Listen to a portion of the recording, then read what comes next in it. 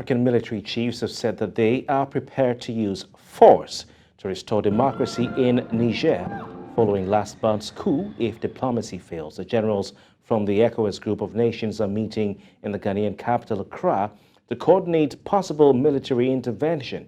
The Ecowas Peace and Security Commissioner, Abdel-Fatau Musah, has said almost all member states were committed to contributing troops and are ready to intervene in Niger. Ecowas officials say their resources will be used to support troops, but they will also welcome any outside help. We find ourselves gathered here under circumstances that none of us will have wished for. The coup d'etat in the Republic of Niger has been a source of great concern, not just for the Ecowas, but for all who believe in the ideas of democracy, stability, and the rule of law. I would like to remind us all that the purpose of our gathering is not simply to react to events, but to proactively chart a course that preserves peace, promotes stability, and upholds democratic principles across our region. We must remember that our collective actions today will shape the legacy we leave for future generations. Let no one be in doubt that if everything else fails, the valiant forces of West Africa, both the military and the civilian components, are ready to answer to the call of duty. So this is the determination that I want to put across here as we meet today, to fine-tune and then also to plan about the timing, about order. Meanwhile, we are still giving diplomacy a chance. The ball is in the court of the junta, the CNSP, in Niger. If they pull back from the brink, the military option will not be necessary. But we want to warn them that all options are on the table. Interesting development there. News Central's Bernard Akede, who has been following this story, joins us now for more. Good evening to you, Bernard. What can you tell us at this hour regarding this meeting in the Ghanaian capital, Accra? Could you take that question again? I didn't get you clearly. Yes. So what can you tell us more about this meeting in the Ghanaian capital, Accra, between the defense chiefs of the ECOWAS member countries? Well, I believe the meeting that took place in Accra is what you're talking about. Now, this meeting basically is a follow-up to the extraordinary meeting, I beg your pardon, well, summit, yes, that took place in Abuja, Nigeria's capital. Now, there still are conversations surrounding the ongoing, the developing situation in Niger and how best ECOWAS is going to handle the issue, or is handling the issue at the moment. So for now, of course, like everybody heard when the communique was read at the end of the extraordinary summit which took place about a week ago, ECOWAS is considering using military force where necessary, but also they're not leaving out the chance for dialogue.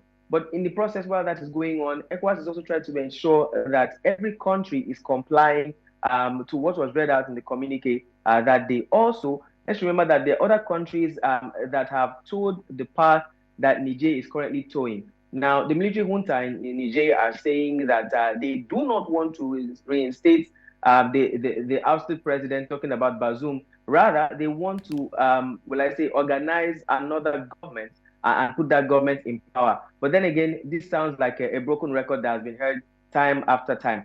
This was the same thing that was said in Mali, in Burkina Faso, in Guinea, and now Niger is saying the same thing. And let's also bear in mind that these three past countries said this but never did that. Now ECOWAS is tired of this kind of statement and they want something to be done immediately because, of course, the people's lives, the lives of Nigerians are at stake here. And besides Nigerians, let's also remember that Niger is a landlocked country bordered by other West African countries. So whatever happens in Niger, the ripple effect will be felt by other African countries surrounding Niger. Also remember that in several countries where coups have been experienced, that leaves some kind of lacuna for other entities to come and perpetrate evil. That is one. And then for others who have some kind of interest in that country to supply the country with possibly arm and ammunition and convince them into whatever it is that they want them to do.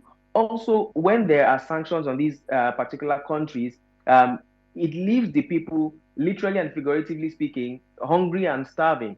Now, when these people cannot make ends meet because of the sanctions, it is also it leaves them vulnerable to be tempted by certain groups, particularly terrorist groups. So these are some of the some of the things that ECOWAS basically is trying to avoid and prevent, and trying to ensure that the junta in Niger, as quickly as possible, will restore democracy to the country, so that other countries around Niger will not get affected.